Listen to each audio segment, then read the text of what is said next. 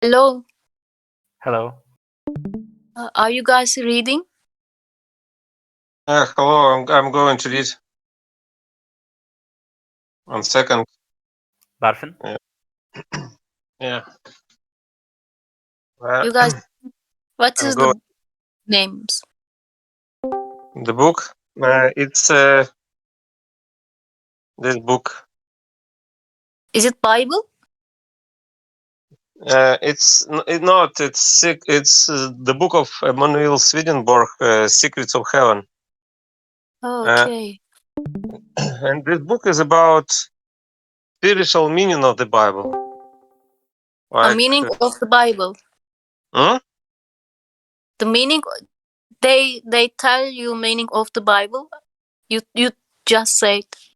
Yeah, the spiritual meaning of the Bible. Okay, He okay, Swedenborg didn't write about literal meaning of the Bible, but only about spiritual meaning. okay, Like it's like about mind, how to understand it. okay. It's about regeneration.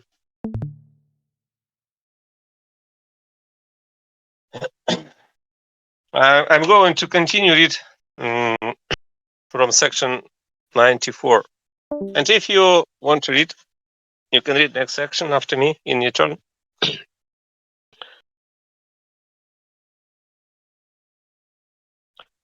Genesis 1:7. 2:7. And Jehovah God formed a human dirt from the ground, and he breathed into the human's nostrils the breath of life, and the human was made into a living soul. To form a human dirt from the ground is to form our outer self, which was not previously human. Verse 5, after all, says that there was no person to cultivate the ground. To breathe into the human's nostrils the breath of life is to put life into our faith and love. The human was made into a living soul, means that our outer self has also been brought to life. The subject here is life in the outer self, while the two preceding verses deal with the life in our faith or intellect. The present one deals with the life in the love we feel or in our will. So far, our outer being has not wanted to obey or serve the inner, but has instead kept up a battle with it. So during this time, the outer being has not been human. Now, though, when we have taken on a heavenly nature, our outer self is beginning to offer some obedience and service to the inner self and is becoming human through a living faith and vibrant love. A living faith prepares us to be human. Vibrant love makes us so.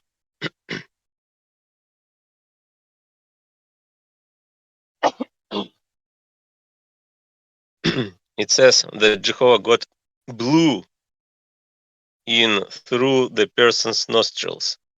In ancient times and in the word nostrils meant anything that was pleasing, from the idea of fragrance, which symbolizes perception.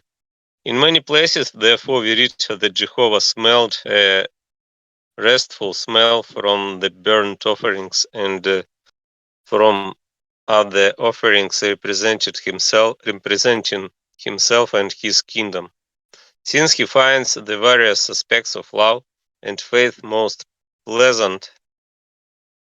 pleasing, faith most pleasing, the text says that he blew the breath of life in through the nostrils. For this reason, Jehovah's anointed, the Lord is called.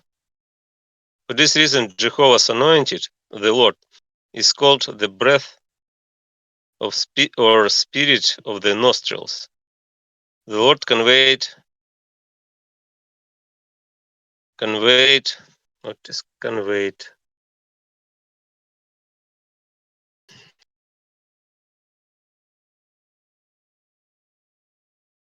Conveyed. Conveyed, like transferred. Conveyed.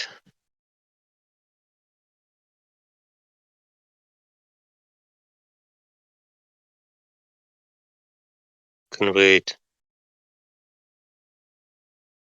To bear from one place to another. Mhm. The Lord conveyed the same idea by breathing on the disciples, as John reports. He breathed on them and said, "Receive the Holy Spirit." The nature of the earliest church provides yet another reason for the use of breathing and breath as depictions of a life force.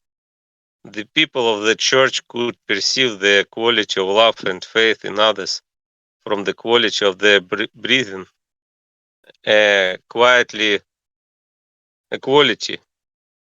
that gradually changed over the generations. Nothing can be said about this kind of respiration any longer, since time has buried any knowledge of it. The earliest people knew all about it, and people in the next life do too. But no one left on the globe today does. In consequence, people of the earliest church used wind as a metaphor for spiritual life. So does the Lord when he speaks of our regeneration in John. The spirit wind blows where it wishes, and you hear its voice, but do not know where it may be coming from or where it may be going. This is the way with everyone who is born from the Spirit.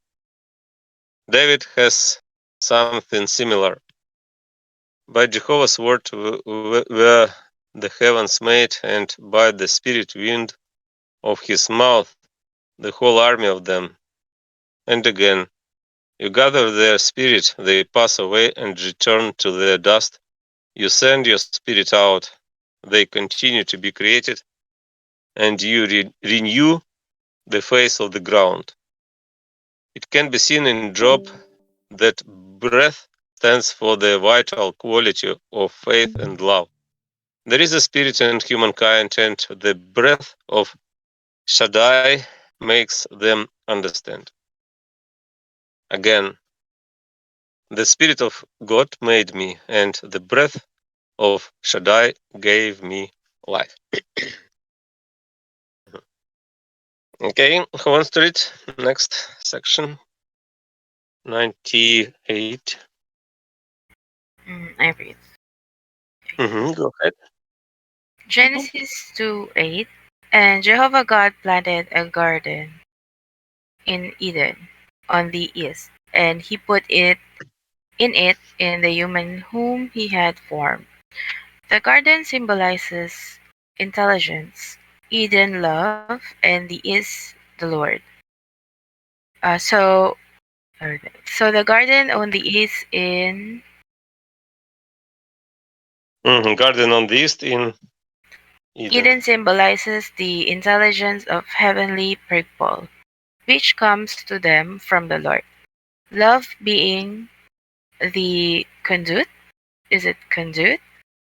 Conduit. Yeah, let's see this word.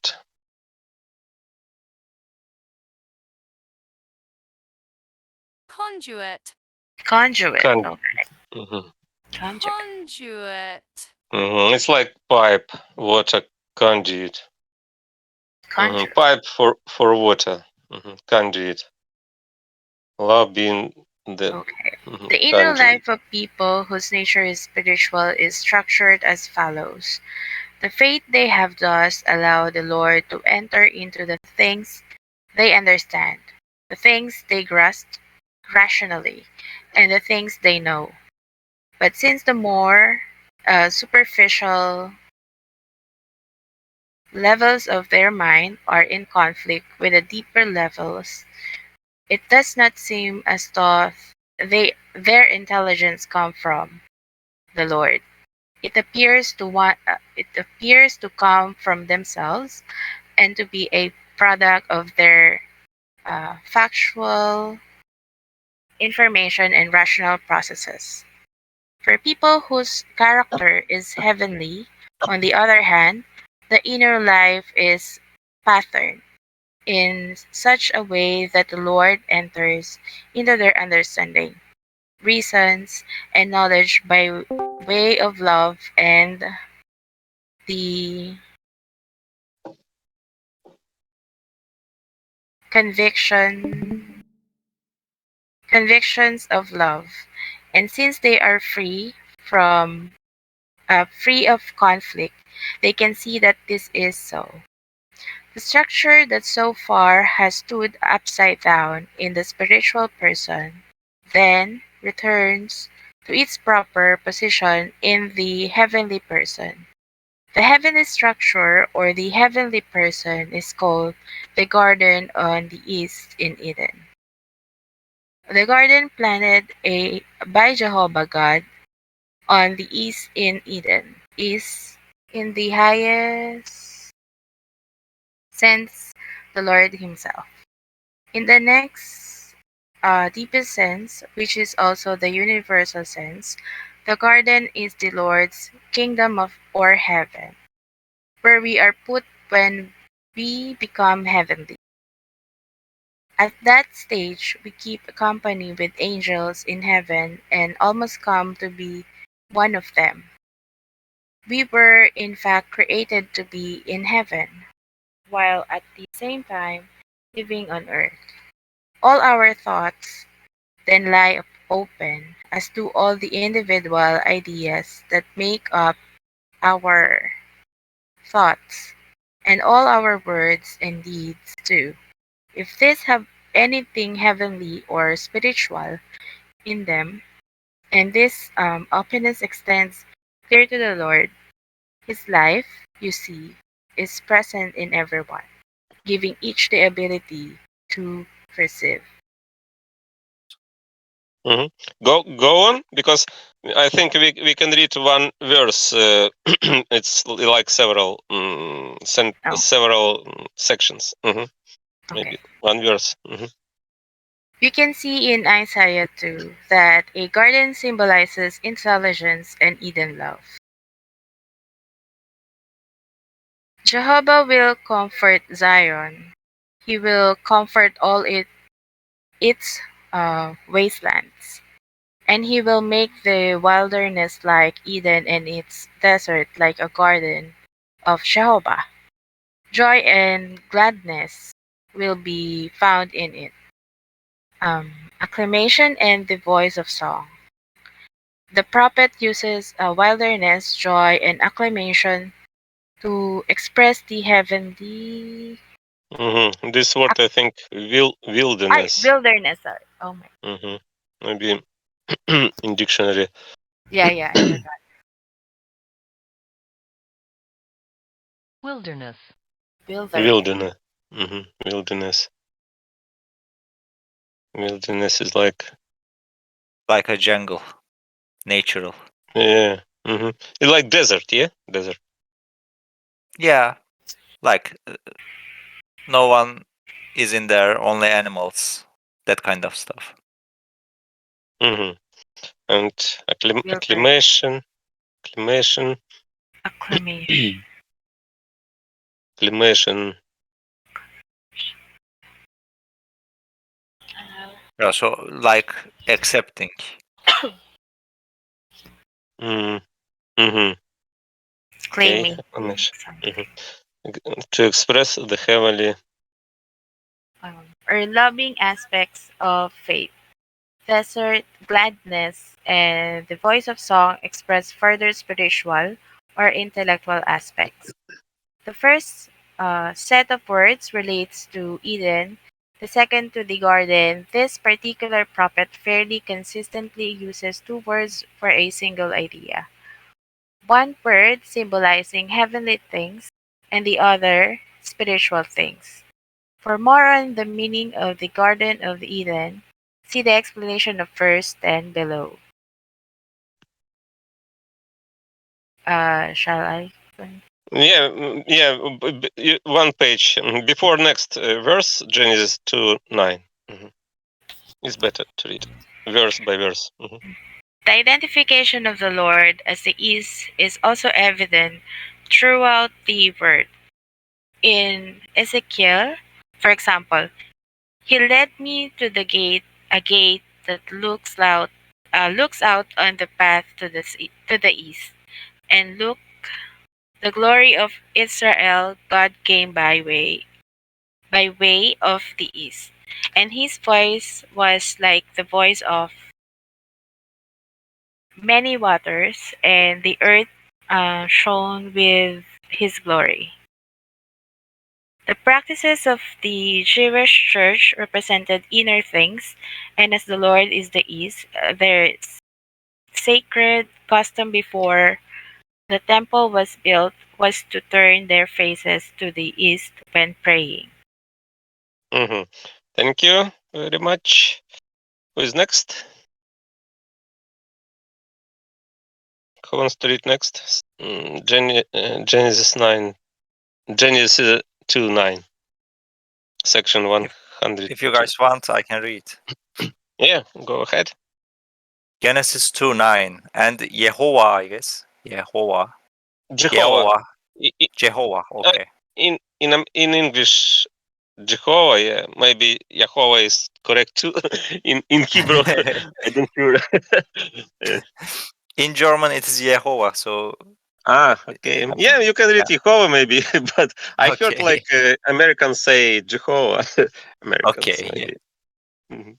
Jehovah God caused to sprout from the ground every tree desirable in appearance and good for food, and the tree of lives in the middle of the garden, and the tree of the knowledge of God and evil. A Good. tree symbolizes You perception. said God. This word is good. Yeah. Good, yeah. You said Sorry. like God. Sorry. A tree symbolizes perception. A tree desirable in appearance, perception of truth, and a tree good for food, perception of godness. The tree of life symbolizes love and the faith it leads to. The tree of the knowledge of God and evil symbolizes faith, haste on evidence from the senses, that is, on secular knowledge.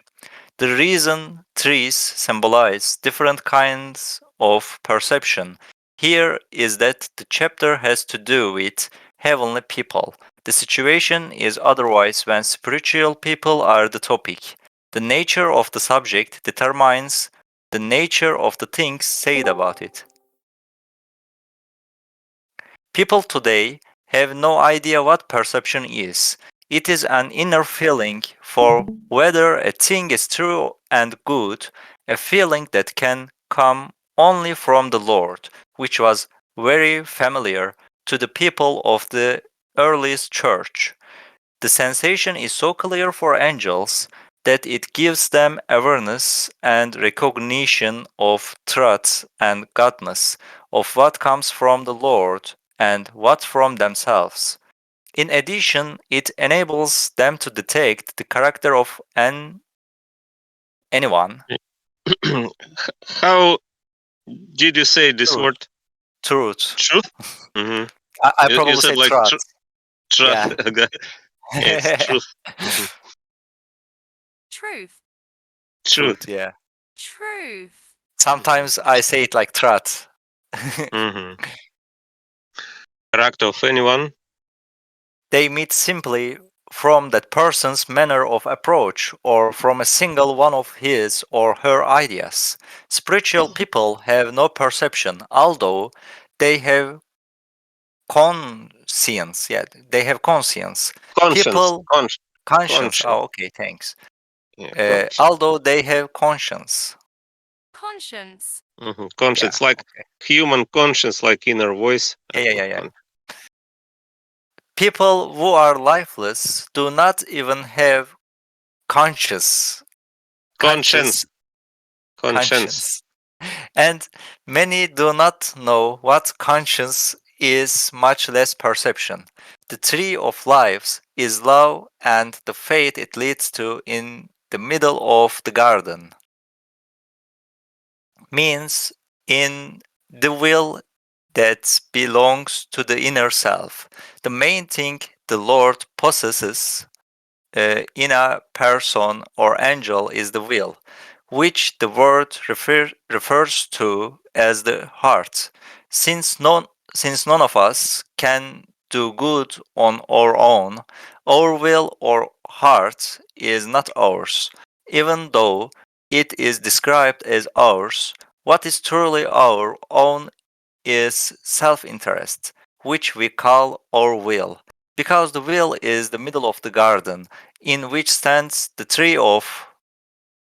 You said this word like non. I think it's none. None, yeah, it's None. none. None. Yeah, None. none. Which stands the tree of Leaves. Leaves or lives. lives? Lives, It's okay. lives because tree of it's the tree of what? It's noun. If it is noun, Okay, it's lives, not leaves. okay. Thanks. And we have no will aside from self interest. This tree is the Lord's mercy, the source of all law and faith, and so of all love, all life. All life. For further explanation of the trees in the garden or perception, the tree of lives, or love and consequent faith, and the tree of knowledge or faith based on the senses and secular knowledge. See below. Thank you. You are welcome. Next, next verse, Genesis 2:10. And the river was issuing from Eden to water the garden, and from there it parted and became four headwaters. Headwaters. What is headwaters? Headwaters. It's like upstream, like roots of river. Became four headwaters. The river from Eden symbolizes wisdom born of love, Eden being love. To water the garden is to give the gift of intelligence or understanding. From there it parted into four headwaters, portrays intelligence under the image of the four rivers, as discussed below. Since the earliest people compared the human being to a garden, they compared all aspects of wisdom to rivers, or rather than compare them, they actually called them those things because that was their manner of speaking. The prophets later used the same device, something making the comparison, sometimes using the direct name. An example from Isaiah. In the shadows, your light will rise, and your darkness will be like daylight, and you will be like a watered garden, and like an outlet of water, whose waters will not prove false. Outlet. Outlet. Outlet, like exit, output. This word. Exit. Exit. Yeah, do you see? It's like in this sense, like I see. It's my comment because I see he means that in Isaiah 58 we can see the meaning of watered garden, and in this sense he means that ancient people compared a soul of person with with rivers and watered garden, yeah, because you will be like a watered garden. You see, it's like in spiritual sense, it's not about watered garden in literal sense, but it's about soul of human or mind of human, like mind of person, in my understanding, yeah. See it. He tries to explain us it. And this passage is talking about people who accept the gift of faith and love. Another example: they are planted as valleys are as gardens, as gardens beside the rivers. Like tents has Jehovah planted them like cedars beside the waters.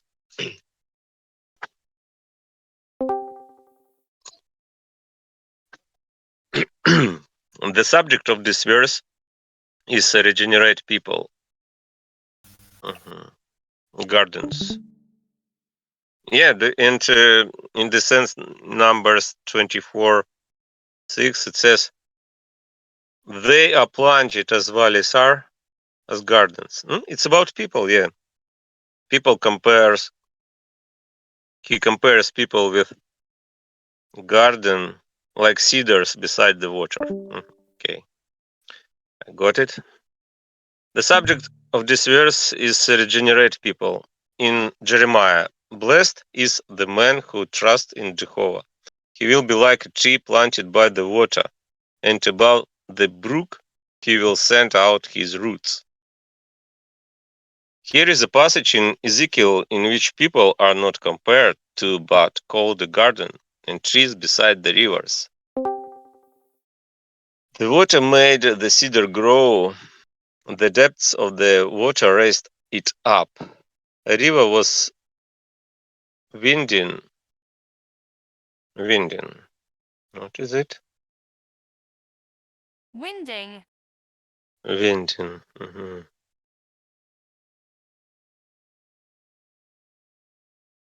It's like twisting, spiral, in the sense. Winding. All around its a river was winding all around its planting place and sent out its channels of water to all the trees of the field. Beautiful it became in its size, in the length of its branches, because its root was going out to many waters. The cedars cast a shadow on it in the garden of God. The fierce, fierce, what is it?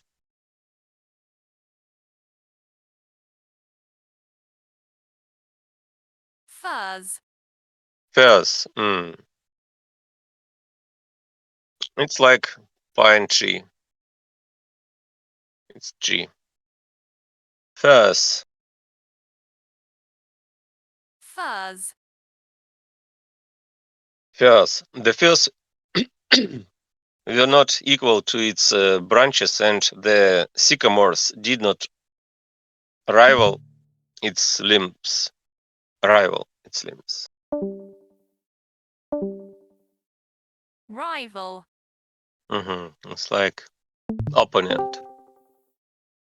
And sycamores did not rival its limbs. No tree in God's garden was equal to it in its beauty. Beautiful he made it in the profusion of its branches. Profusion. Profusion. Profusion is abundance. In the profusion of its branches, and all the trees of Eden in God's gardens strove to match it. Strove. Strove. Strove, like seek. These quotations indicate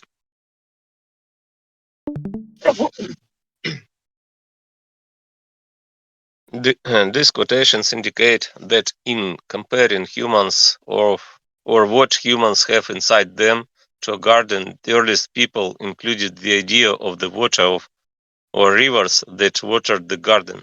It is also apparent that they took the water and rivers to mean the things that would stimulate growth.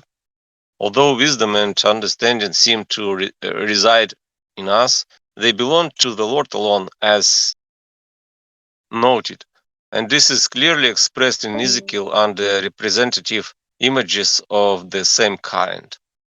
There, water going out under the door sill. Dorsal. Dorsal. Dorsal. Mhm. Dorsal. Of the house toward the east, because the house faces east. And he said, that water is going out to the boundary toward the east, and it runs down onto the plain and goes to the sea, having been channeled out into the sea, and the water of the sea will be cured, and it will come about that every living soul that creeps in any place where the water of the rivers goes will survive. And besides the river on its bank, on this side and that, will grow every food tree. Its branch will not wither, and its fruit will not be used up. Month by month it is reborn, because its water comes out from the sanctuary, and its fruit therefore will serve as food, and its leaf as medicine. In this instance, the east symbolizes the Lord, as does the sanctuary from which spring the water and rivers. Likewise in John, he showed me a pure river of the water of life, brilliant as crystal, going out from the throne of God and the Lamb, in the middle of its street, and of the river on this side, and that was the tree of life, making 12 roots, offering up its fruit each month, and the leaf of the tree served as medicine for the nations. Next verse, Genesis 2, 11, 12. Who wants to read?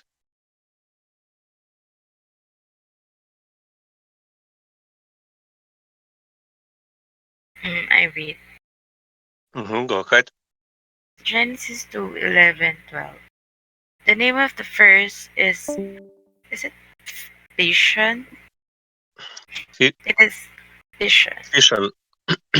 Fission? Pission. Yeah, fission. Fission. Pission. It is circling the whole land of Havilah, where there is gold, and the gold of the land of that land is good. There is Delium. Is it Delium? Because But Bedelium. I don't know. What does it mean? Maybe we can find in dictionary. Bethel. Hey guys. It's like, hello. Agon. Hello. Yes. It's like in the meaning defined above. Maybe I don't know. Definition: a gum. Is it right? Debilium? Whoa, clean one. Bedelium. Mhm. Okay, I don't know. Does it mean Bilium and Shoham? It's maybe it's in a stone. Shoham stone. I don't know. Okay. Maybe. very good stream, guys. Thank you. If you can read two in your turn, you can read next verse if you want. No.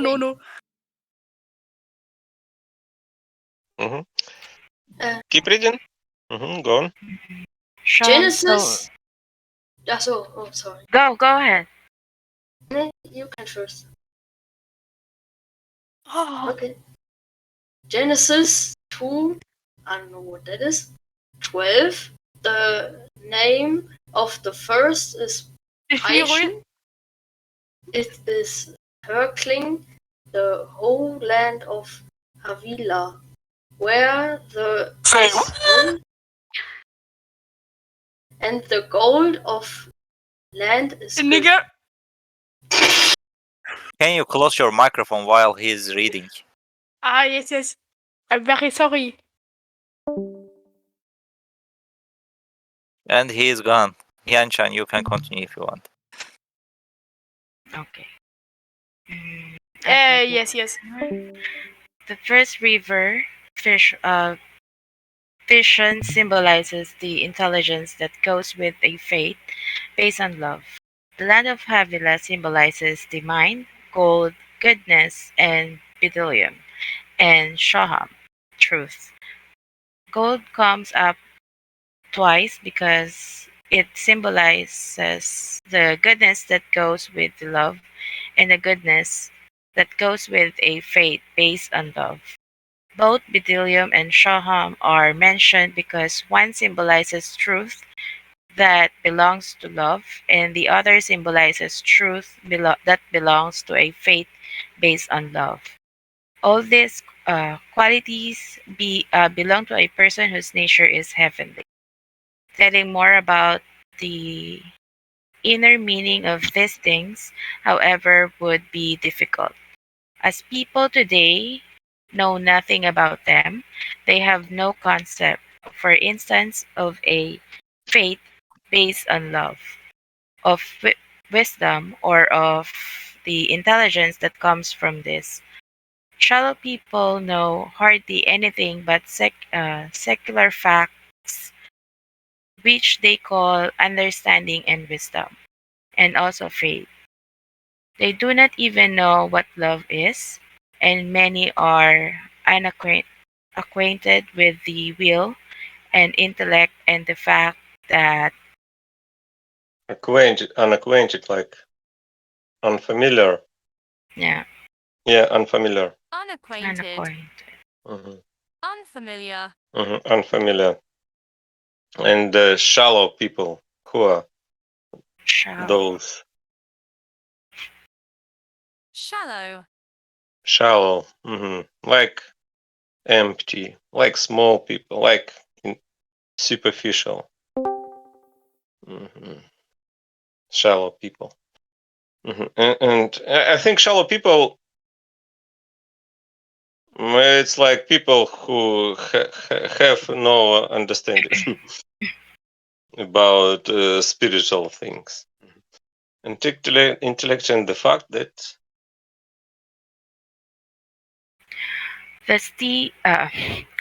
These two combine to form the mind. In reality, each of the above attributes has a distinct and, in fact, a unique identity, and the Lord attends to the finest possible distinction in organizing all of heaven according to differences in love and faith, which are endless. People should be aware, though, that the only wisdom comes from love, and so from the love, our Lord, and the only intelligence comes from faith, and so again from the Lord. What is more, all good comes from love, and so from the Lord, and all truth comes from faith, and so from the Lord. When these things do not come from love and faith, and so from the Lord, they are counterfeit, even though they bear the same names as the real and entities. nothing is more common in the world than for gold to symbolize and represent the goodness that belongs to wisdom or to love. All the gold used for the ark, the temple, the golden table, the lampstands, the utensils, and Aaron's garments had his symbolism and representation. The prophet use gold is in a similar way in Ezekiel, for instance, in your wisdom and in your understanding you made yourself riches, and you made gold and silver for your treasures. Ah, treasure, treasure, Treasures. Treasury, maybe treasuries. treasures. Yeah, I think. Treasuries. Oh yeah, treasure. Treasury is like treasury operations, like this treasury. It's like bank store treasuries. This explicitly states that gold and silver, goodness and truth, comes from wisdom and understanding. Silver here symbolizes truth, as does the silver in the tabernacle, Tabernacle. tabernacle, and the temple in Isaiah. This explicitly. Implicit. Explicitly. It's like clearly, in detail. In Isaiah. A horde of camels will blanket you. The is a dromedaries. Who Dromedaries. are that? Dromedaries. Dromedaries. It's like camel. Oh, okay. Camel. Dromedaries. Camels. Dromedaries of Midian and Epa. They will all come from Sheba. Gold and frankincense they will carry, and Jehovah's praises they will proclaim. Isaiah 66. The sages from the east did the same when they came to Jesus and his birth, and fell on their faces and worshipped him. Frankincense. Frankincense. Frankincense. It's like incense. Incense. Like it's about fragrance.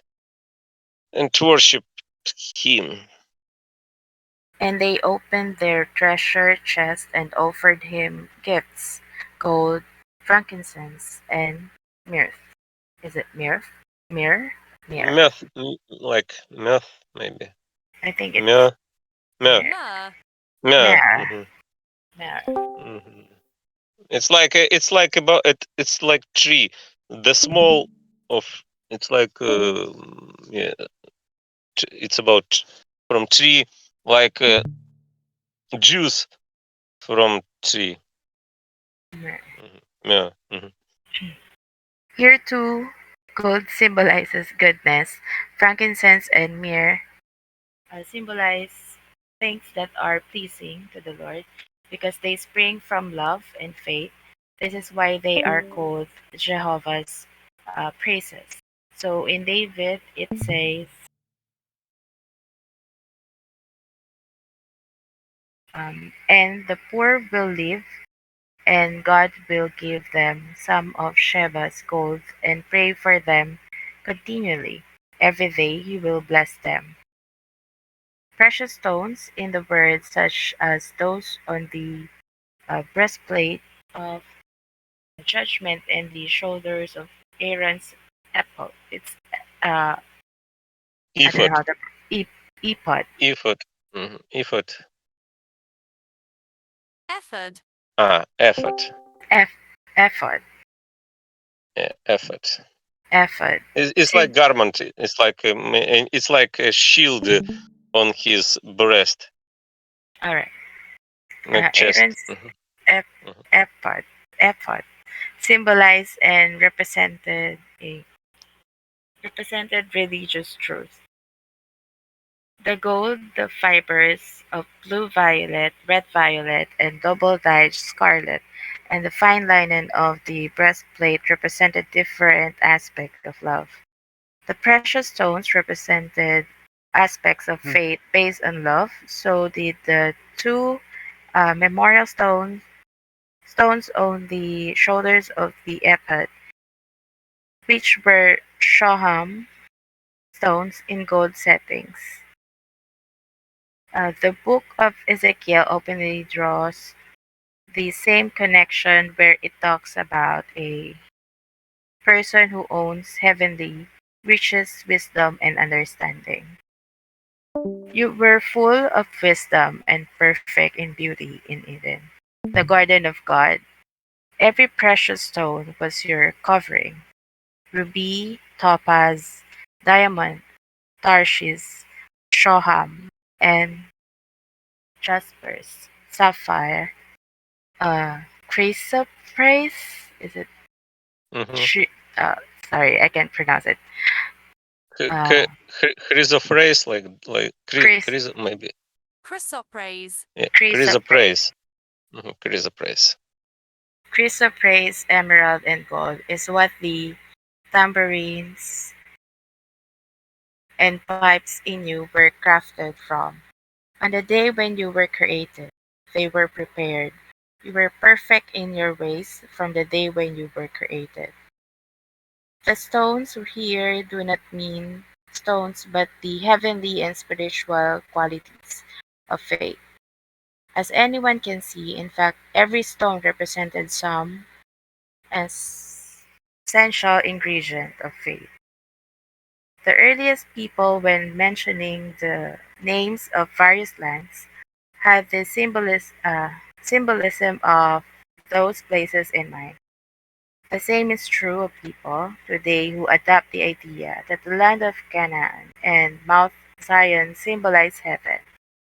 When such people hear these names, they do not even think of the land or the mountain, but only about the things they stand for. Likewise, in the present verse, in regard to the land of Havilah, which comes up again in Genesis 25:18. In that verse, the subject is Ismael's offspring, who lived from Havilah all the way to Shur, which is before Egypt as you come into Assyria. For people who look at things the way heaven does, what the words of things verse against is simply intelligence and what stems from intelligence. They take circling for Mm-hmm. And Ishmael's like forefather of Muslims, like this. Ishmaels. Ishmael's, yeah. Ishmael. Ishmael's. I think, yeah. They take circling for For instance, instance. as in the river Pishon circles the whole land of Havilah to mean flowing in. So the fact the gold settings circle the Shaham stones on the shoulders of Aaron's ephod suggests to them that the good we love flows into the truth we believe. There are many other examples. Mm-hmm. Thank you. Who wants to read next? Verse section I'll read. 118. Mm-hmm. Go ahead. Uh, Genesis, and the name of the second river is uh, Jehon. Like Jihon. Jehon. Jehon. Jihon. All right. It is circling the whole land of Kush. Jin. Maybe in dictionary pronunciation you can see. No, this word has no place in dictionary. Okay. Yeah. The second river. Oh, it's a river. I think it's pronounced as Yeah, Jehon. it's Yeah. river. It's Yeah. a second river called Jehon symbolizes knowledge about everything involved in goodness and truth, or in love and faith. The land of Kush symbolizes our mental abilities. Will and intellect constitute the mind. The attributes portrayed by the first river belong to the will, while those portrayed by this second river belong to the intellect. intellect, which houses our knowledge of goodness and truth. The land of Kush, or Ethiopia, was also rich in gold, precious stones, and perfumes, and these, as stated, symbolize goodness, truth, and offshoots of goodness and truth pleasing to the Lord, such as a knowledge of love and faith. The symbolism becomes clear above in on 113 in the quotations from Isaiah 66, Matthew 2, 1, 11, and the Psalms of David. Is it Psalms? Psalms, yeah, like Psalms. Okay. Psalms. Psalms. Psalms. All right. Psalms. Mhm. From the prophets, we can see that Kush or Ethiopia has the same meaning in the word as Sheba. Here is an example from Zephaniah that also mentions that the rivers of Kush. In the morning he will offer his judgment as a light, because at that time I will turn toward peoples of transparent speech, so that they may all call on the name of Jehovah, so that they may serve him with a single shoulder. From the ford of Cush's river, my worshippers will bring me my offering. And in Daniel, where it speaks of the northern and southern monarchs,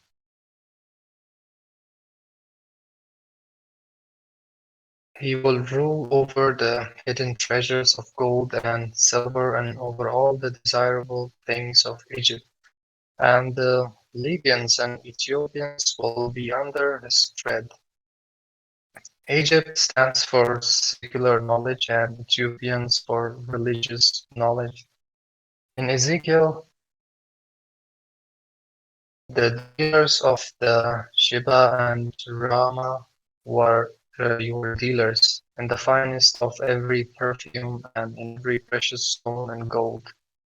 These commodities again symbolize religious knowledge. In David, where the subject is the Lord and therefore the heavenly individual, Commodities. commodities like Commodities. It's like goods. consumer goods. Yeah. Mhm. Commodities. An individual. In his days, the upright individual will flourish as will in great peace until the moon is no more. The monarchs of Tarshish and of the islands will bring an offering. The monarchs of Sheba and Seba will deliver your gift. All this symbolizes the heavenly qualities of faith, as is plain from the verses before and after these in the same chapter. Similar things are symbolized by the Queen of Sheba, who came to Solomon and posed riddles, and who carried perfumes, gold, and precious stones to him. As in the prophets, everything in the narrative portions of the word symbolizes, represents, and incorporates hidden wisdom. Mhm. Thank you. Genesis. Next Thank you. verse, Genesis 2:14. Mhm. Who wants to read next? Genesis 4:14. Mhm. It's my turn then. And the name of the third river is Hiddekel. It goes towards the east to Assyria.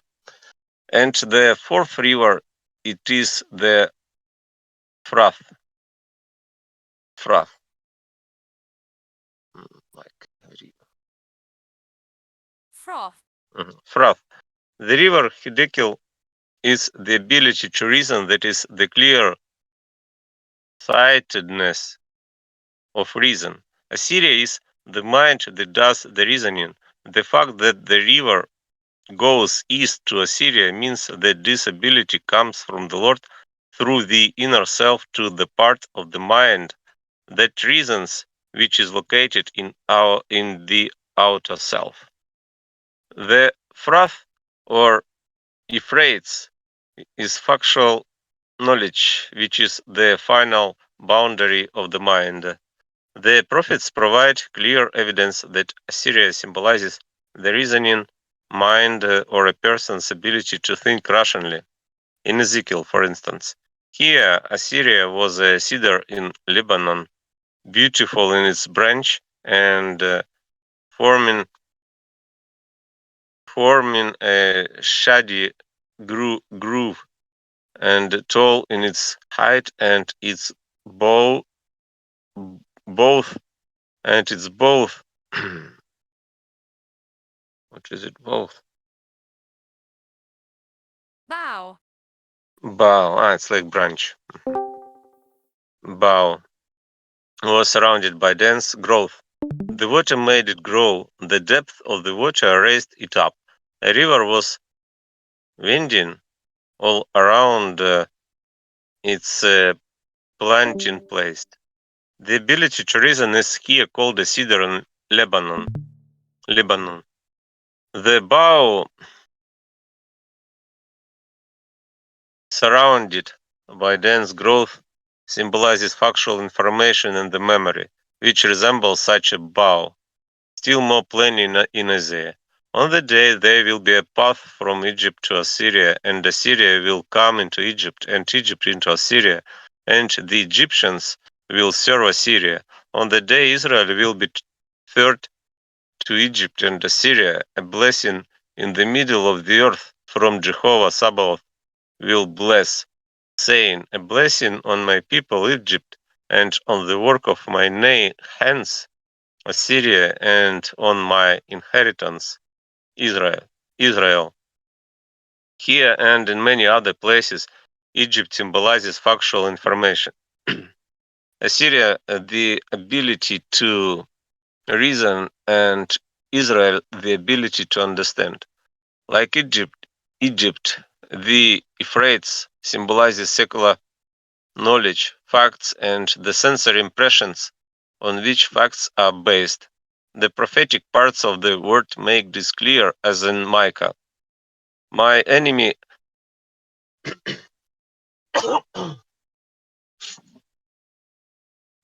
my enemy has said, where is Jehovah your God?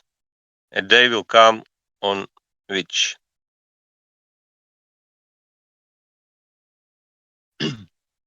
he will build your bulwarks. Bulwarks.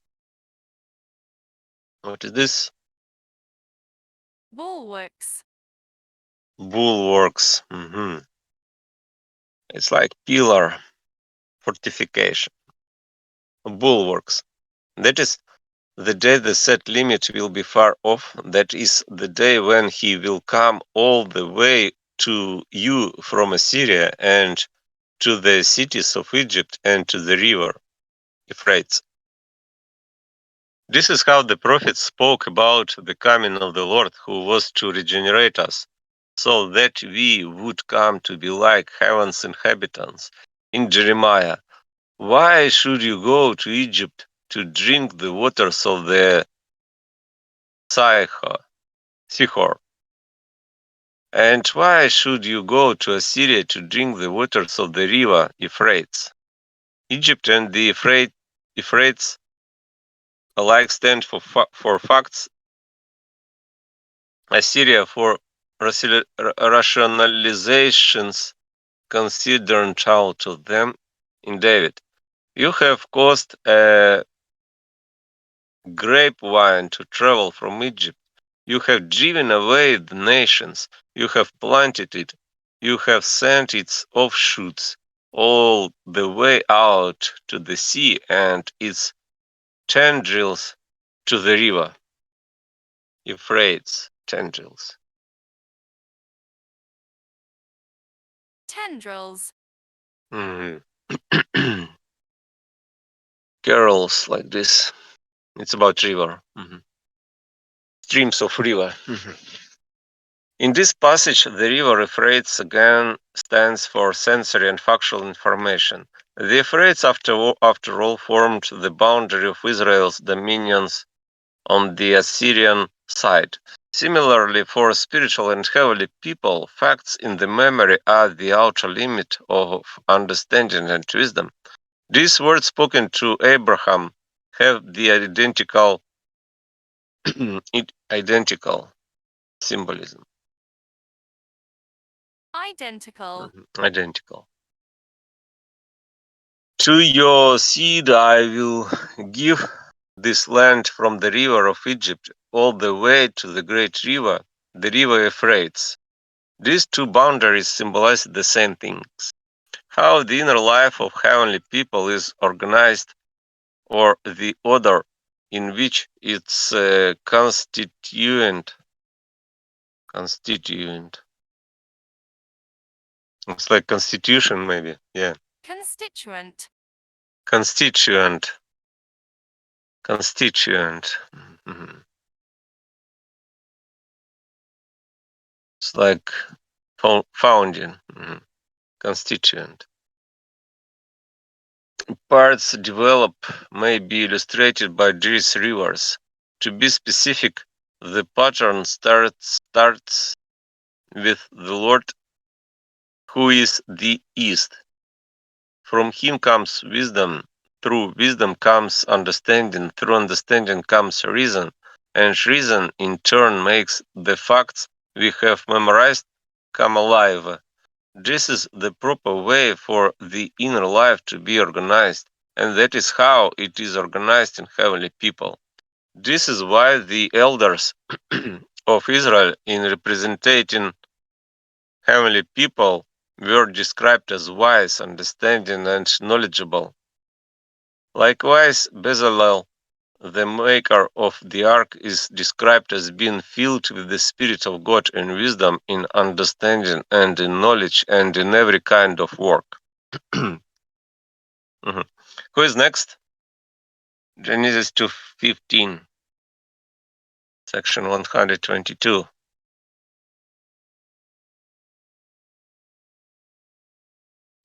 Who wants to read?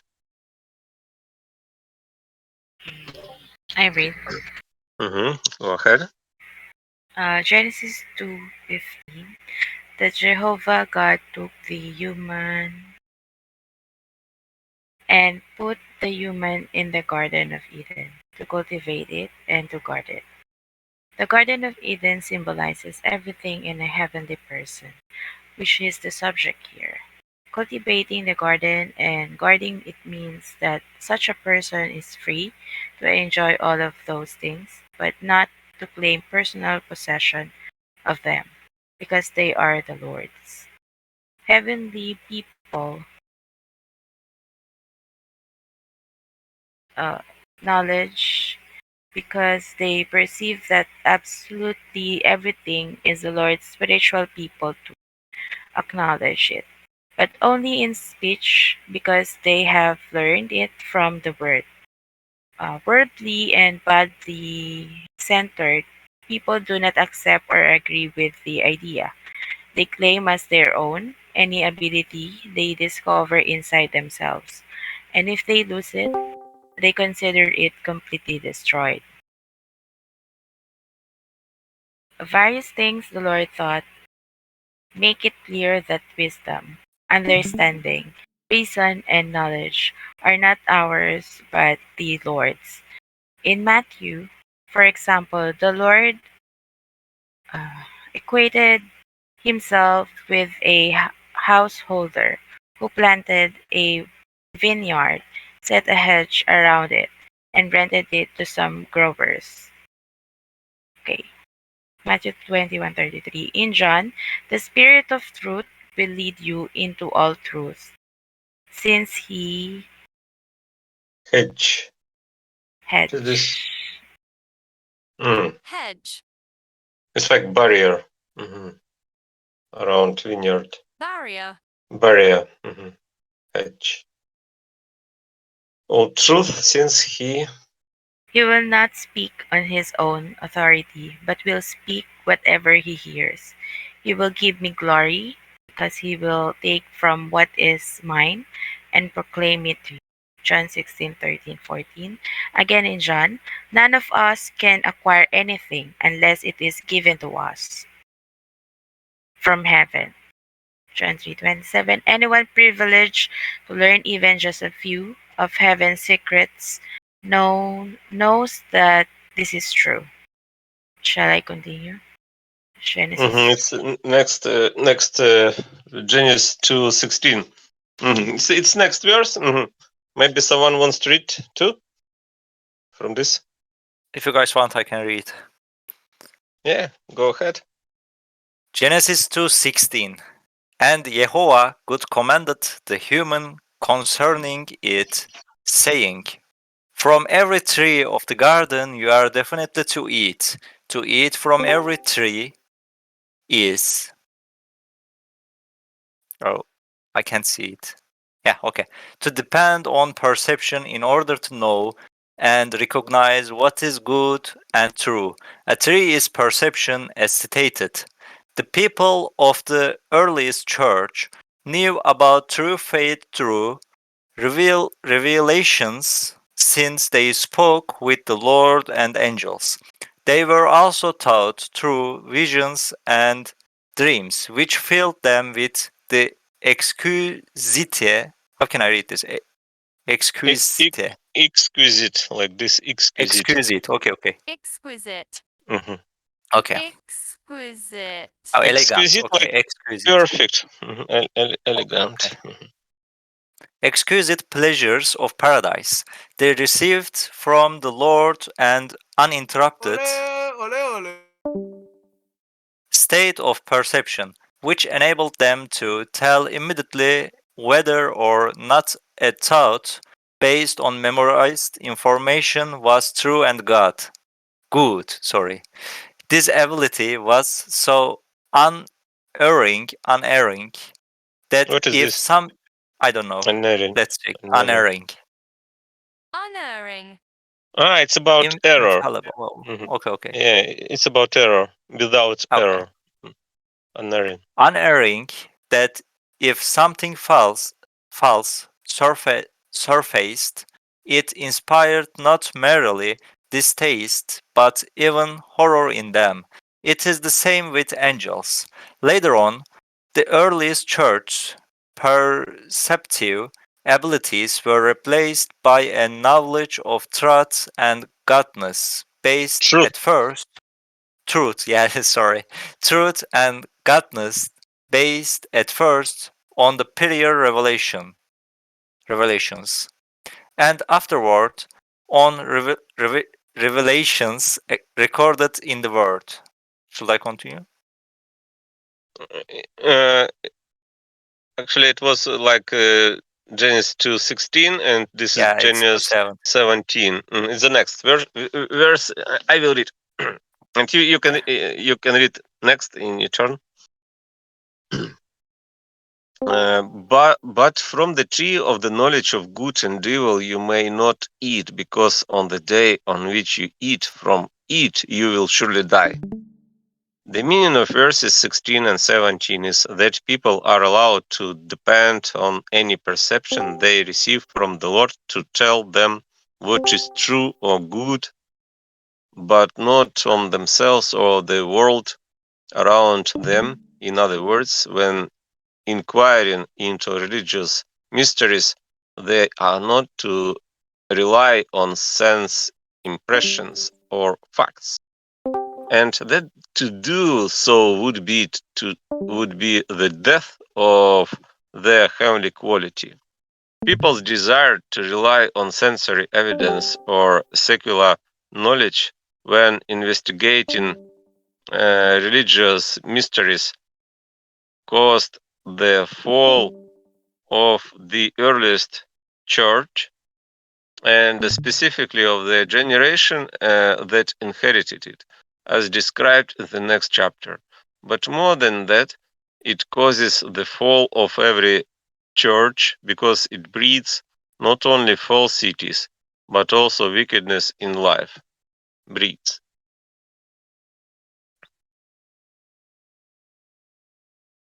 Breeds. Breeds. It's like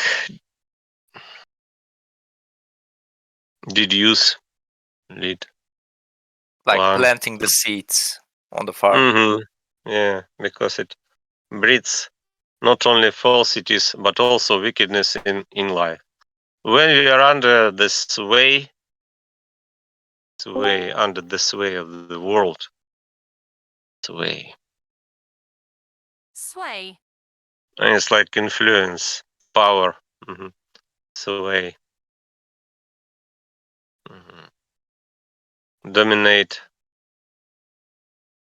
If we are under the sway of the world and our bodies, we say in our hearts, as for faith and its ramifications in my senses do not teach me to ramifications. Ramifications.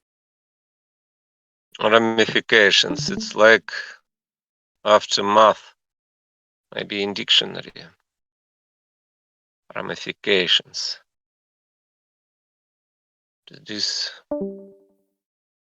is like branched structure. Ramification is like branch, offshoot.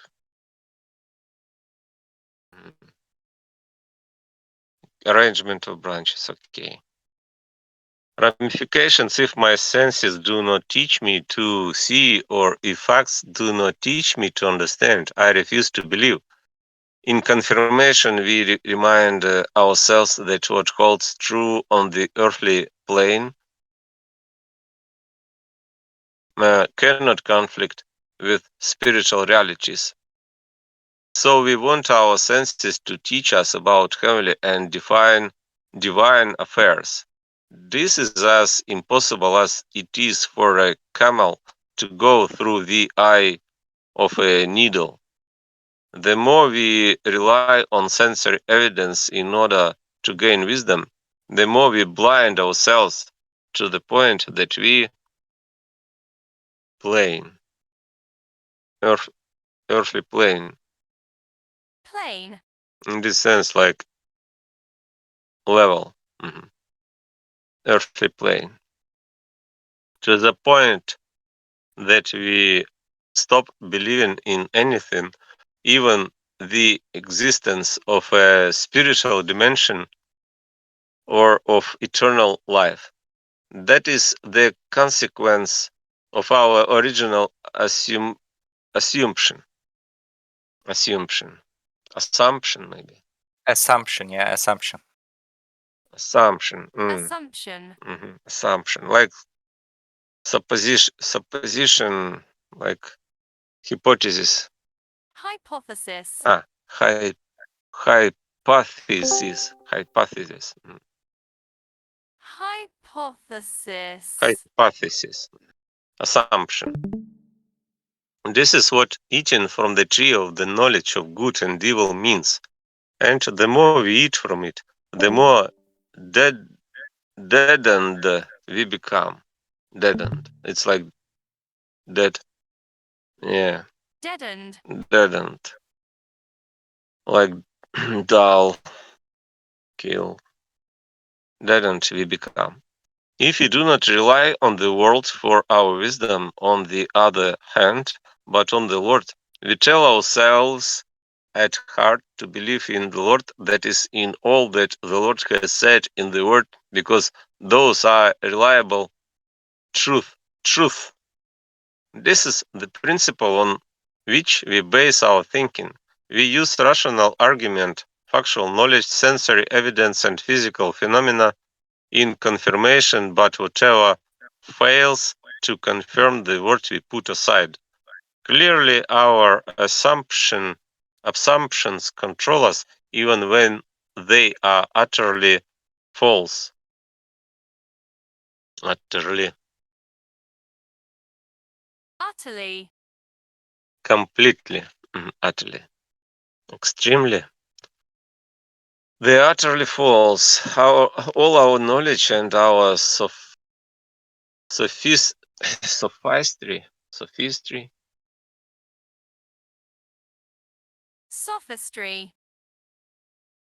It's like many philosophic doctrine, maybe. Bolster. Bolster. Bolster. It's like maintain. Here it Promote. means strengthens, like Mm, makes you stronger. strengthen. Okay. Yeah. Thank you. Sophistry bolster these assumptions, drawing together endless supporting arguments that harden us in our false ideas. If we seize then on the premise that we will believe nothing, premise,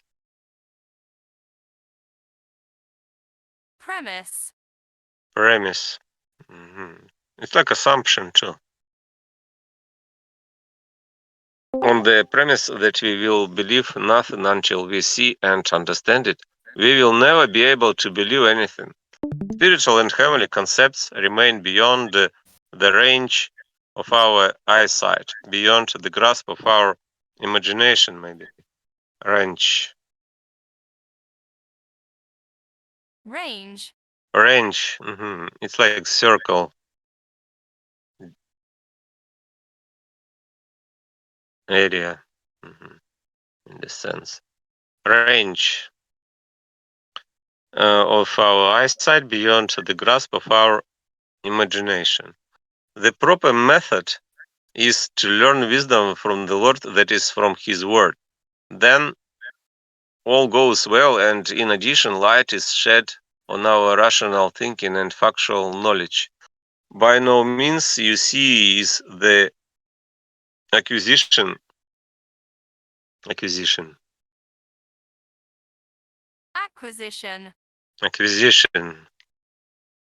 It's like Purchase. purchase. Acquisition is like purchase. Acquisition of knowledge forbidden. Knowledge is useful for our lives and pleasurable. For a believer, no prohibition exists on thinking and speaking. The prohibition. Prohibition. Prohibition. Prohibition. It's like ban. Ban. No prohibition exists on thinking and speaking the way the well-educated of the world do. But we are to do so in the principle of belief in the Lord's word and of using earthly truth to confirm spiritual and heavenly truth so far as we can, using language familiar to the academic world. The Lord, not ourselves, must be the source of our principles. This is life, the other way is death.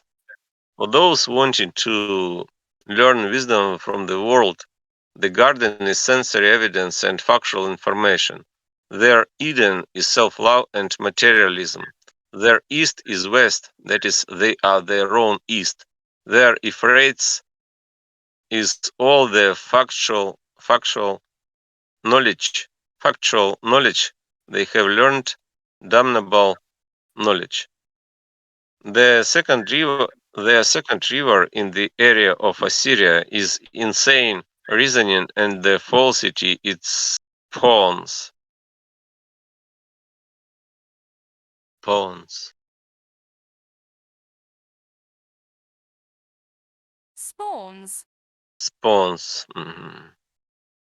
It's like breed, multiply, spawns. The third river in the area of Kush is principles that advocate evil and falsity developed out of such reasoning. These are the catechism of their faith. The fourth is the wisdom that results.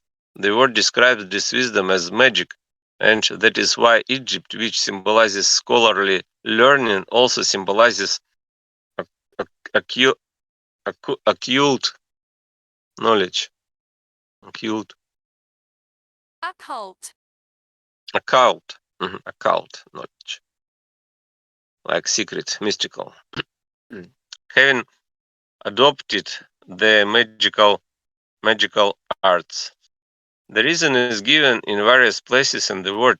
They wanted to teach themselves wisdom. Ezekiel speaks of them this way. This is what the Lord Jehovah has said. Here now I am against you, Pharaoh, king of Egypt, you great sea creature, lying in the middle of his rivers, who has said, my river is mine, and I have made himself, and the land of Egypt will become a desolation and wasteland, and they will know that I am Jehovah, because he said, the river is mine, and I myself have made it. In another passage treating of Pharaoh, the Egyptian, the same prophet refers to people of this type as trees of Eden in hell.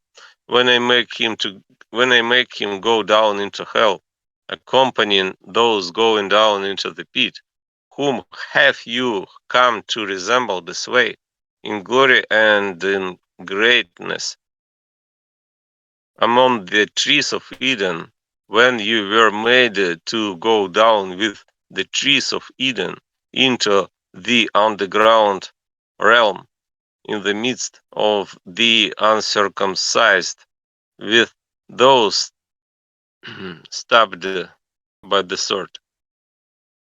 Stabbed. It's like killed, maybe. Yeah. Stabbed. Pierced. Stabbed by the sword. This is Pharaoh and all his horde. The trees of Eden stand for facts and religious knowledge from the word, which such people accordingly profane by the use of crooked reasoning. And Jehovah God said, "It is not." It's next, yeah. What is this? Is the end of this chapter, I think. And Jehovah God said, "It is not good for the human to be alone. Let me make him an date that seems to be his." And out of the soil Jehovah God formed every animal of the field and every bird in the heavens, and brought it to the human to see what he would call it. And whatever the human called the living soul, that was its name. And the human gave names to every beast and to the bird in the heavens and to every wild animal of the field. But for the human no aid was found that seemed to be his. And Jehovah God made slumber fall on the human, and he went to slumber, like dream, I think. Sleeping, yeah, sleep, Slumber. slumber, hibernation, Hibernation. hibernation, like in Windows, Microsoft Windows, hibernation, slumber, fall on the human, and he went to sleep. And he took one of his ribs and closed up the flesh of in its place.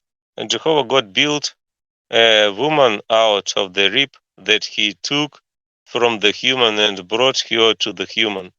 And the human said, "This time bone from my bones and flesh from my flesh. This is why she will be called wife, because she was taken from man.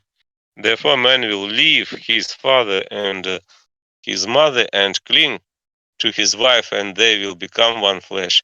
And they were both naked, the human and his wife, and did not blush." Summary, and it's like summary. Who wants to read next from this? Maybe several.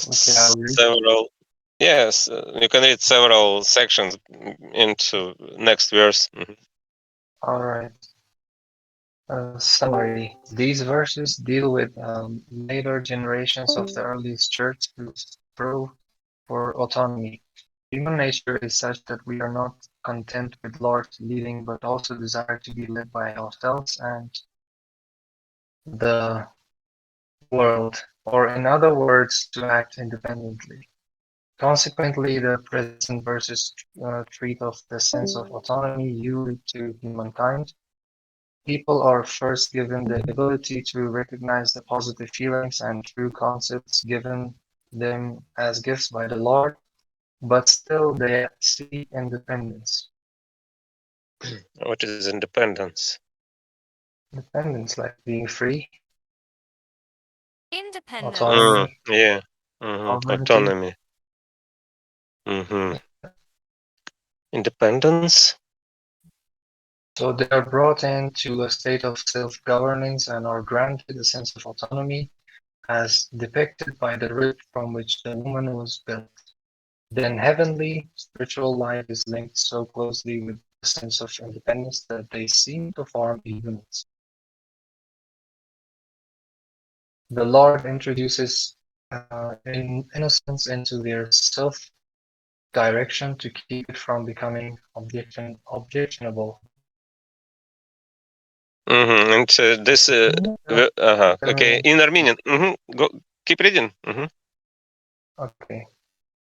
Inner meaning. 3 chapters of Genesis deal generally with the earliest church, called the human, from its first period to its last, when it died.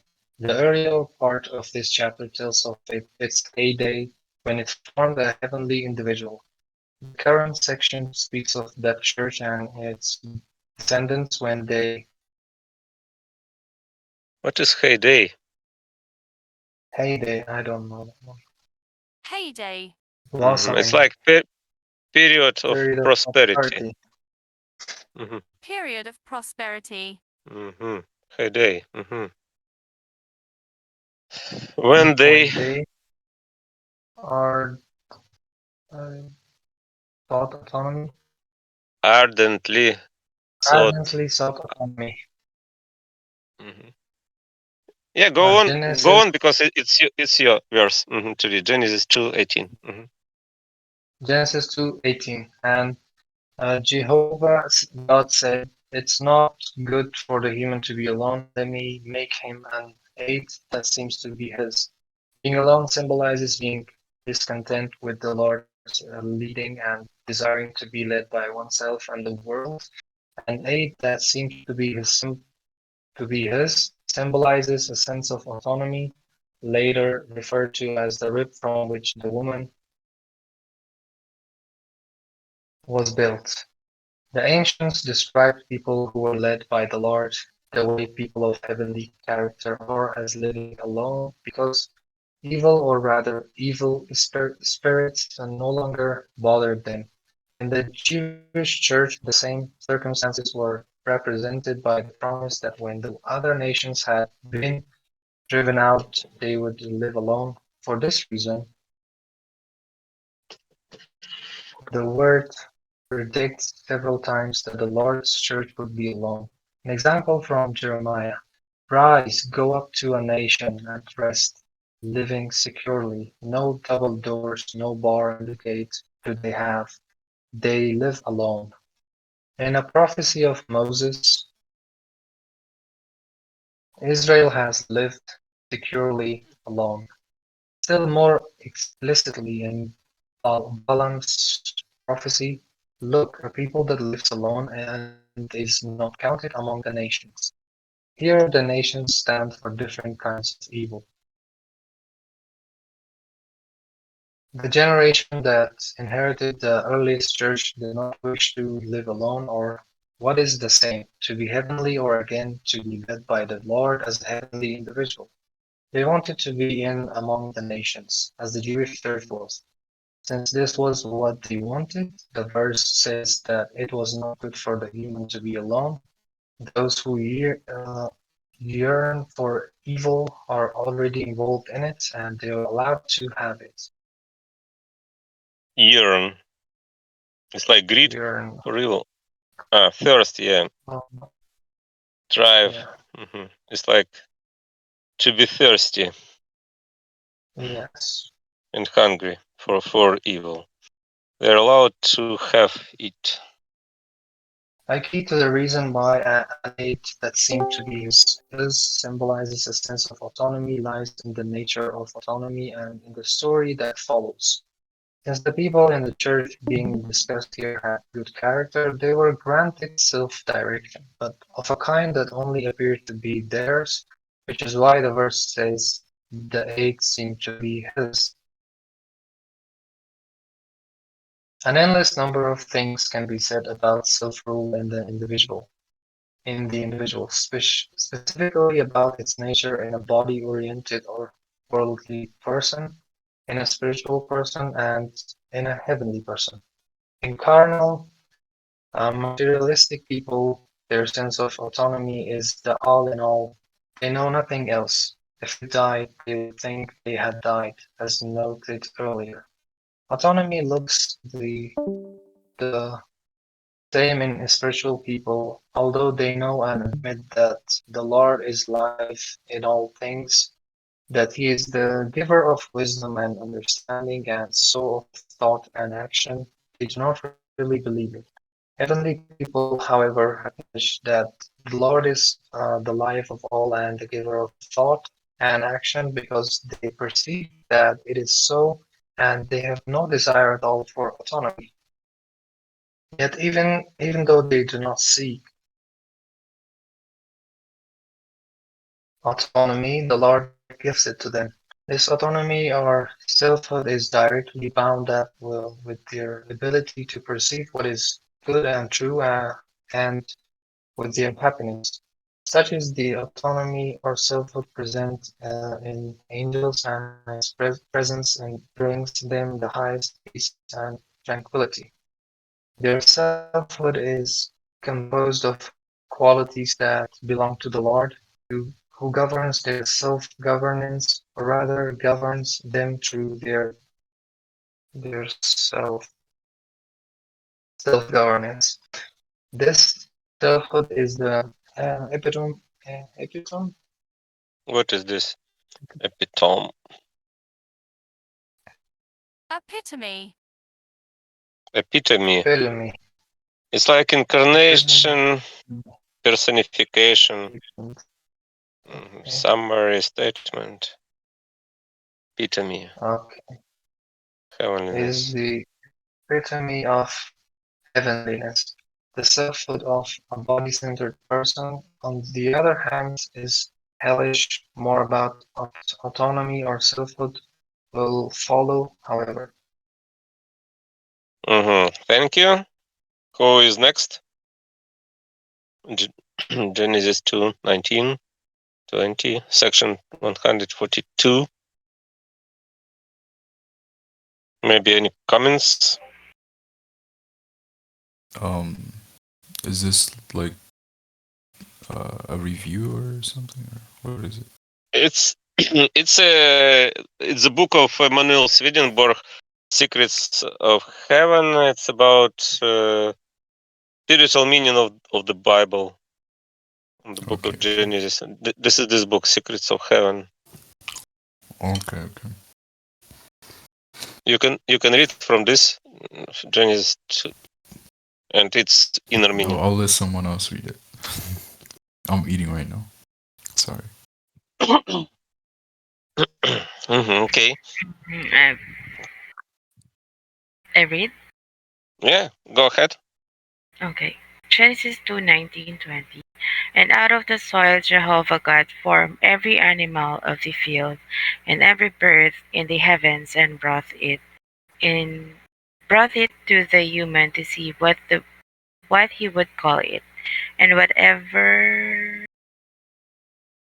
the human called the living soul. That was its time. That was its name.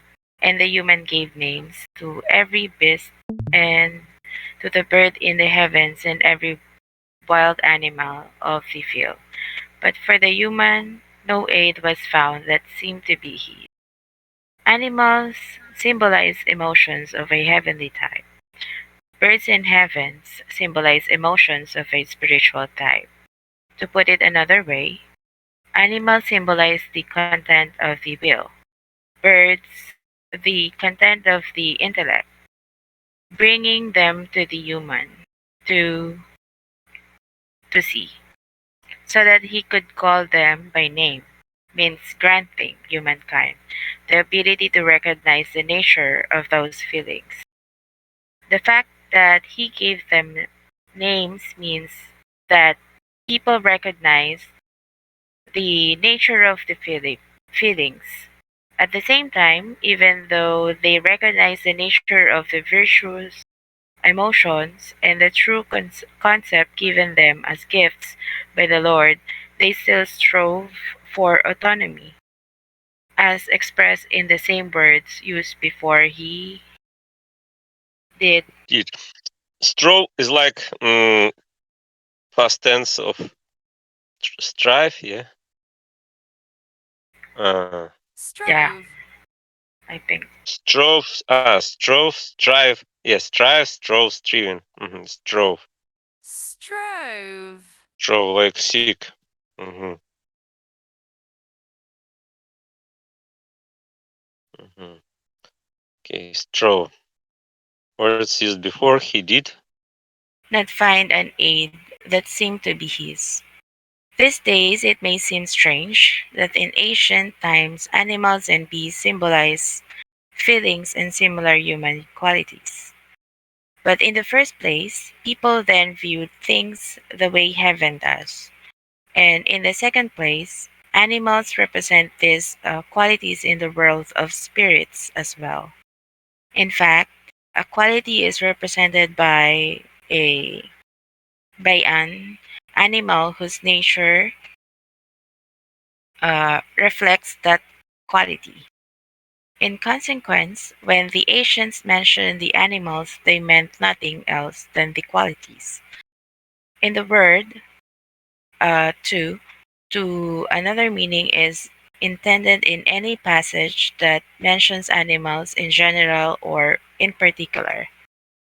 The whole of the prophetic portion is full of these references, not knowing what each species Species. species of animal symbolizes makes it impossible to understand what the word contains in its inner meaning. As noted above, animals are of two kinds: bad, because they are dangerous, and good, because they are harmless. The good ones, such as sheep, lambs, and doves, symbolize positive emotions. Here, where the heavenly person or the heavenly kind of spiritual person is the subject, that is their symbolism. Section 45 and 46 quoted several places in the word that show that animals in general symbolize feelings, eliminating the need for further demonstration here.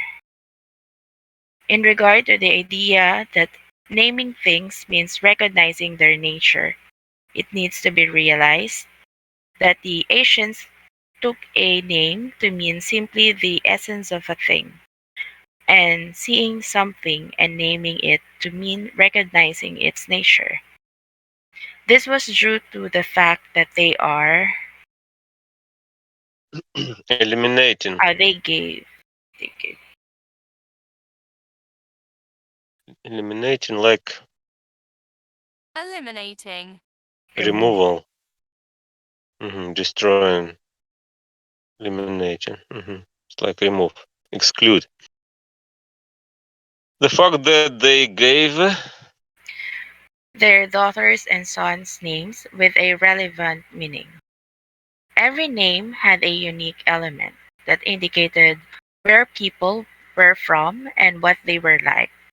Explanations further on concerning Jacob's 12 sons will, by the Lord's divine mercy, demonstrate this. Since names, then, told where people were from what they were like. That is exactly what naming something meant to those ancient people. Such a manner of spe- speaking was familiar to them, and anyone who fails to understand it will puzzled by the symbolism. In the word as well, a name means the essence of a thing, and seeing something and naming it means recognizing its nature, as in Isaiah. I will give you the treasures of the dark and the hidden reaches of secret places, in order that you may know that I am Jehovah, the one who gives you your name, the God of Israel. For the sake of my servant Jacob and of Israel, my chosen, I have also called you by your name. I have surnamed you, but you do not know me. Isaiah 45:3-4. Calling by name and Sur- surnamed. I have surname. surnamed. It's like Surname. named. Yeah, it's like named and Surnamed. surnamed. Surnamed. Calling by name and naming. Naming symbolize foreseeing a person's nature in the same author. Uh, a new name will be given to you, which the mouth of Jehovah will declare. Isaiah 62:2. This time, it means that the person will change, as is evident from the verses before and after it. Again, don't be afraid, Israel, because I have redeemed you. I have called you by your name. You are mine. Isaiah 40:1. The message here is that he knows what we are like once again. Raise your eyes up high and see who has created those things, leading leading their legions out by number. He will call them all by name. Isaiah 40:26. In other words, he knows everyone in Revelation. You have a few names in Sardis and have not a is it defiled or defiled? Defiled, like its definition. Mhm. No, Defiled. no, it's not. It's not about definition. It's like Prof. corrupt, pollute, profane, desecration. Defiled. Defiled. I mixed with define, defiled. Okay. Okay. Have not defiled their clothes. Those who conquer will be dressed in white clothes, and I will not delete their name from the book of life, and I will proclaim their name before my Father and before his angels. Revelation 3:4-5. In another place, those whose names are not written in the Lamb's book of life. Revelation 13:8. In none of these places does names literally mean names, but rather what the people are like. No one knows any one name in heaven, either, but each knows what the other is like. From all these explanations, you can see how the symbolism interconnects. Verse 18 said, "It is not good for the human to be alone. Let me make him an aid," that means to be his. Next come the animals and birds, which also appeared earlier, and then immediately the same words recur. For the human, no aid was found that seemed to be his. That is, when humans receive the ability to recognize their own nature, the nature of their good emotions, and true concepts, they still sought the independence. After all, when people are such that they want to rule themselves, they begin to despise all that the Lord has to offer them. No, no matter how clearly those things are presented and illustrated for them. Mm-hmm. Thank you. Who wants to read next? Maybe? Genesis 2:21, section 147. Mhm. I read, and Jehovah God made slumber fall on the human, and he went to sleep. And he took one of his ribs and closed up the flesh in its place. The rib, a chest bone, means that part of our identity which is hardly alive and yet is our very own, so that we love it tenderly. The flesh in place of the rib means the part of our identity that is alive. Slumber means a state brought over us to make it seem to us as if we have autonomy. This state is like sleep because in it we have no idea that we do not live, think, speak, and act on our own. But when we begin to realize how wrong this view is, we are roused from our sleep and wake up. Roused. Roused. Roused. It's roused. Roused. Walking. Awaken. Roused. We are roused from our sleep and wake up. Our identity. Yeah. Identity. Identity. Our identity or independence, which is indeed our own and is therefore tenderly loved by us, was called a rib of chest bone because to the earliest people the chest with its heart and lungs symbolized our tender love for others. Since bones are only minimally, how to pronounce? Minimally. Yeah, minimally. Since bones are only minimally alive, they symbolized attributes of relatively little value. Relatively, maybe. Relatively, yeah. Relatively. No, relatively. Relatively. Relatively little value. Flesh, however, symbolized attributes that have a living quality. The reason for this symbolisms lies deeply hidden but was known to the earliest people. It will, with the Lord's divine mercy, be discussed later. The word also uses bones as a symbol for a person's sense of self and specifically for a sense of self brought to life by the Lord. In Isaiah, Jehovah will satisfy your soul in the barrens, and he will make your bones barrens. Barrens. It's wasteland, barrens. And he will make your bones ready, and you will be like a well-watered garden. In the same author, then you will see, and your heart will rejoice, and your bones will be like sprouting grass.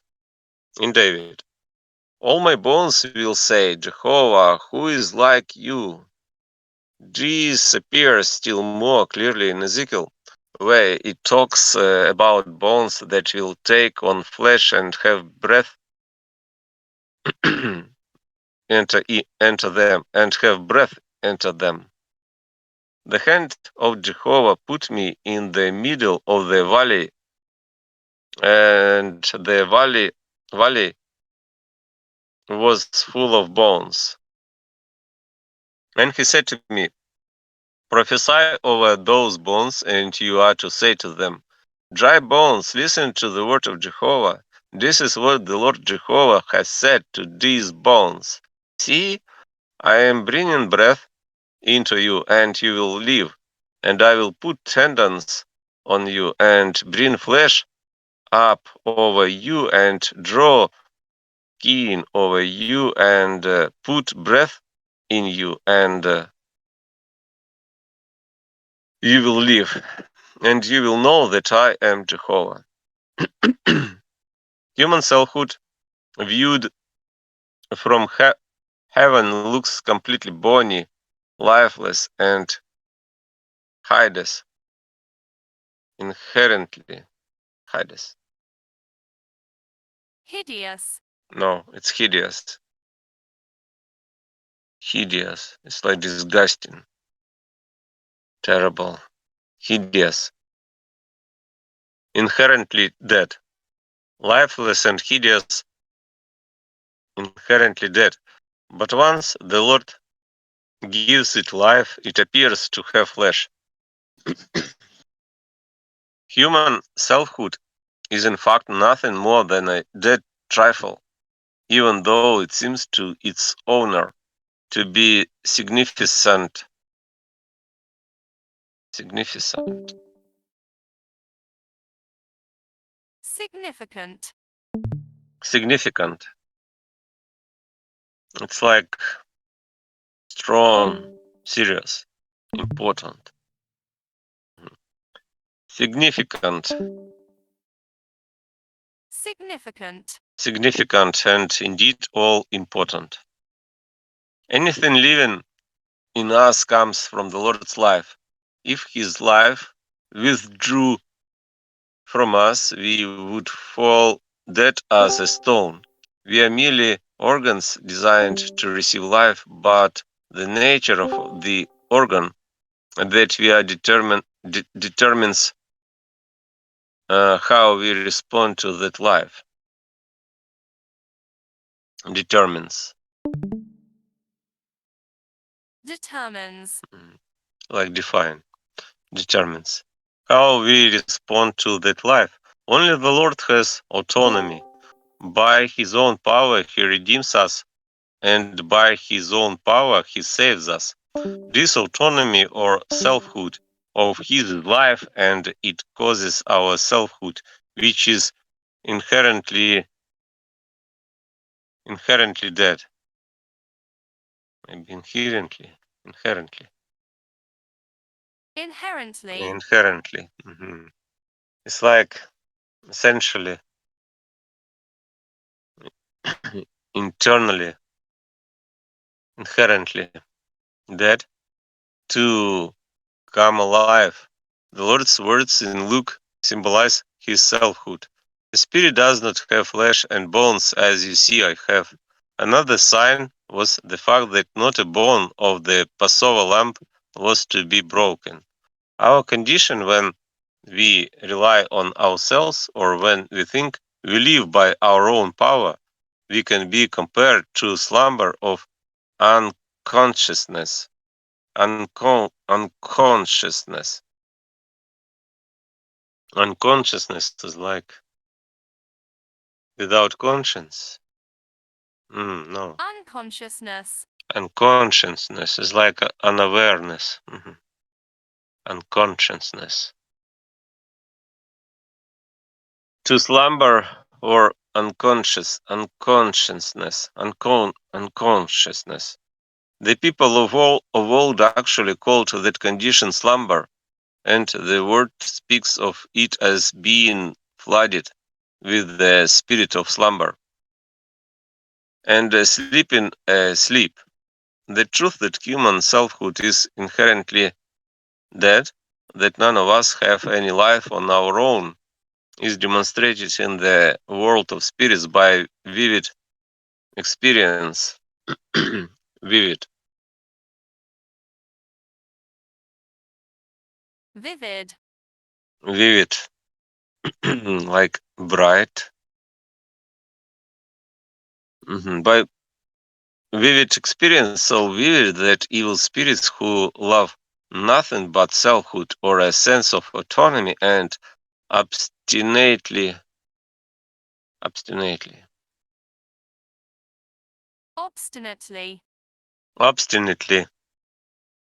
obstinately, like stubbornly, persistently, obstinately, insist that, what is insist? Obstinately insist. Insist like persist, seek, to seek. That they live independently, become convinced, and admit that life is not theirs after all. I more than any other have been given the opportunity in the last several years to see what human autonomy amounts to, finding as I have that not a single one of my thoughts originated in me. I have been able to perceive with utmost clarity, utmost, maximum, extreme, limit, with utmost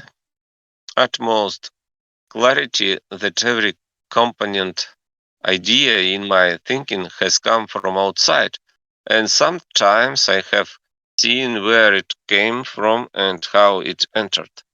Therefore, those who suppose they live by their own power have it wrong. By believing that they live independently, they adopt all possible evil and falsities their own, and this they would never do if they believed their situation to be as it really is. Mhm.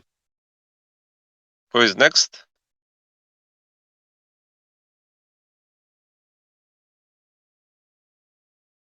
Genesis 2:22. Who wants to read?